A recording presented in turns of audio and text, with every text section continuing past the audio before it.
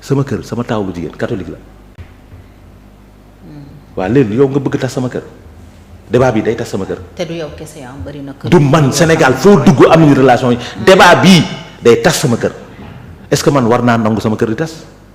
kon nañ ko teg ci suuf. nañu jël débat bi teg ko ci suuf. d'accord parce que nag école soxla na leneen. effectivement lu dul ces débats là. c'est vrai Cheikh luy sa commentaire ci débat bi ak surtout tournure bi mu jël tey. bon soxna Fatou d'abord waxtaanee contexte dafa am solo si contexte la ñu mën a apprécier. Okay. Bon on nous apprend même ça à l'école n'est-ce pas les mots n'ont de sens que dans le contexte. Sortis de leur sens de leur contexte ils n'ont plus de sens. Premier ministre Ousmane Sonko bon dañ ko élève moo ko laaj kuy jàng.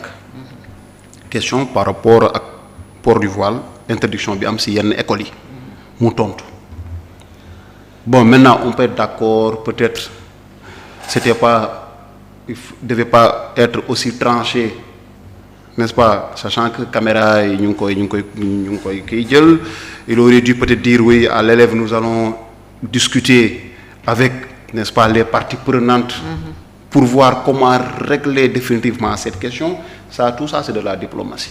Okay. Mais le fait qu'il ait dit que on n'acceptera plus ça peut gêner peut-être dans la forme mais dans le fond moi je n'ai aucun problème par rapport à ça. Ce n'est pas un débat religieux c'est un débat qui a été déplacé. Okay. Moi je suis parfaitement en phase avec le ministre Moustapha Guirassy quand il dit que c'est un débat de règlement intérieur. Maintenant tu sais certains gagneraient à être modérés quand même et à être mesurés dans leurs propos. Et ces propos-là, moi, je l'adresse à Abbé André Latyr. Je trouve qu'il a trop parlé. Okay. Et il a mal parlé. Il est allé trop loin. Il a trop parlé. Sa lettre, je l'ai lue, elle est très longue. Mais il a mal parlé. Okay.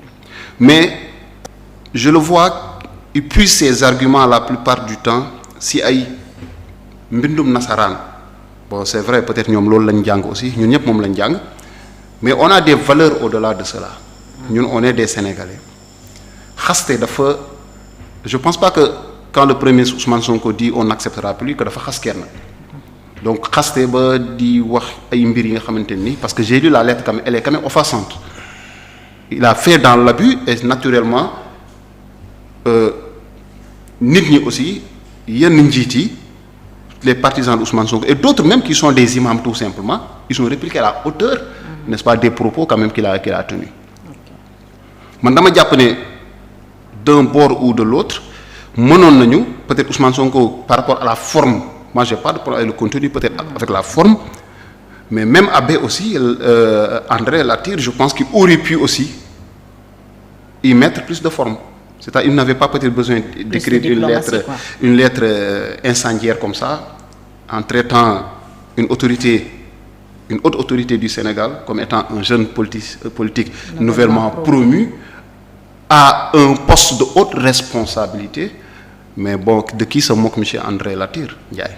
Moi c'est mon avis par rapport à ça je pense que c'est lui qui a déplacé le débat malheureusement en déplaçant le débat il y a eu un glissement tout le monde l'a suivi malheureusement dans sa manière de voir les choses. Léegi nag Fatou revenons à l'essentiel c'est un problème de texte. Et je ne suis pas d'accord avec ceux qui disent qu'il n'existe pas d'école où des enfants, n'est-ce pas, sont renvoyés parce qu'ils portaient le voile. D'école publique. D'école privée. Privée. Donne-moi une école privée. Non, donne-moi une école privée. Grand, je t'ai laissé parler. J'ai dit, donne-moi une école privée. Parce qu'en fait, ce sujet-là, il est sérieux. Et j'ai dit, donne-moi une école privée. Ce sujet, il est sérieux. Je tiens à le traiter. Et s'il te plaît, fais-moi économie de tout commentaire. S'il te plaît, donne-moi une école privée. Fais-moi école privée boo gis. Est-ce que tu peux m'écouter? Nous allons vers cette école-là et lui demander d'arrêter ce qu'il fait. Je dis, excuse-moi. Je dis que si le problème, en fait, ne me dites pas aussi que c'est une invention de l'esprit. J'ai dit, donne-moi cette école. Adama, est-ce que tu peux écouter? J'ai dit, je ne pense pas que ce soit une invention de l'esprit. Que des gens se réveillent un matin pour dire, bah, écoutez, il y a des écoles qui interdisent le voile. Il n'y en a pas. Oui, vas-y, d'accord. Cheikh. Toi, tu es propriétaire d'école, peut-être tu comprends. J'ai dit, il n'y en a pas au Sénégal. Oui, mais laisse-moi terminer. Adama, même en disant qu'il n'y en a pas, tu n'as pas de preuve. Toi et moi. J'ai dit, il n'y en a pas. Moi, excuse-moi, écoute-moi. Écoute. Apprends à écouter, s'il te plaît. Moi, ce que j'ai envie de dire, c'est que moi, je ne suis pas témoin d'un élève qui a été exclu parce qu'il a porté le voile. Je ne suis pas témoin. Mais je ne remets pas en cause totalement en disant Il n'y en a pas dans ce pays. Il n'y en a pas. Parce que sinon, il n'y en a pas dans ce pays. Excuse-moi, écoute-moi, Adama. Sinon, ce serait une pure invention de l'esprit. Quelqu'un s'est réveillé un bon matin, a inventé en disant que dans une école, quelconque, je ne sais quelle école, on interdit des enfants qui ont mis le voile. Je passe par rapport à ça. Je disais, Fatou, donc, moi je pense que ça existe. Si on en parle, c'est parce que ça existe. Maintenant, c'est des questions, Fatou. Il répondait à une question. Laisse-moi terminer. Laisse-moi terminer, Fatou. Comment il s'appelle? Adama. Oui, Adama. Ces accusations sont très graves. Oui, Adama, écoute. Moi, je n'accuse personne. J'apprécie les propos des uns et des autres. C'est tout simplement ça. J'ai bien dit que je ne suis pas témoin. Je ne connais pas d'école où on a exclu. Donc, il ne faut pas le dire. Mais attends, est-ce que tu es sérieux? Je suis très sérieux. Il y a des gens qui disent que ça existe. Il n'y en a pas dans ce pays. Je ne suis pas comme toi. Je ne suis pas formel.